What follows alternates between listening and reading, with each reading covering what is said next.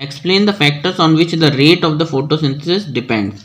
तो क्वेश्चन में कहा है कि उन फैक्टर्स के बारे में बताइए जिस पर कि photosynthesis rate of photosynthesis depend करता है। तो आंसर है the rate of photosynthesis depends on intensity of light, concentration of carbon dioxide and temperature. तीन चीज़ों पर डिपेंड करता है ये फोटोसिंथेसिस का रेट। वो है इंटेंसिटी ऑफ लाइट यानी लाइट कितनी मात्रा में है उस पर डिपेंड करेगा, कंसंट्रेशन ऑफ कार्बन डाइऑक्साइड कितनी मात्रा में है उसके आसपास, और तीसरा है टेम्परेचर कि टेम्परेचर कितना है आसपास प्लांट के, उस पर डिपेंड करता है फोटोसिंथेसिस कितनी तेजी से होगा।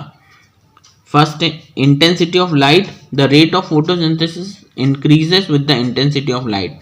तो ये कह रहे हैं लाइट की इंटेंसिटी जितनी ज़्यादा बढ़ती जाएगी फोटोसिंथेसिस उतनी ही ज़्यादा मात्रा में होगा।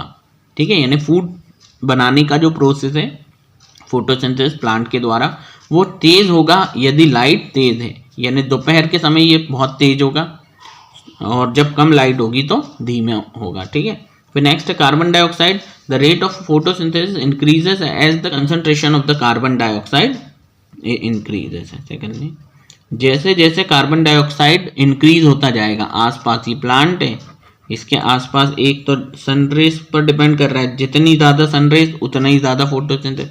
दूसरा है जितनी ज़्यादा यहाँ कार्बन डाइऑक्साइड की मात्रा होगी उतना ही तेज़ी से ये प्रोसेस हो जाएगा।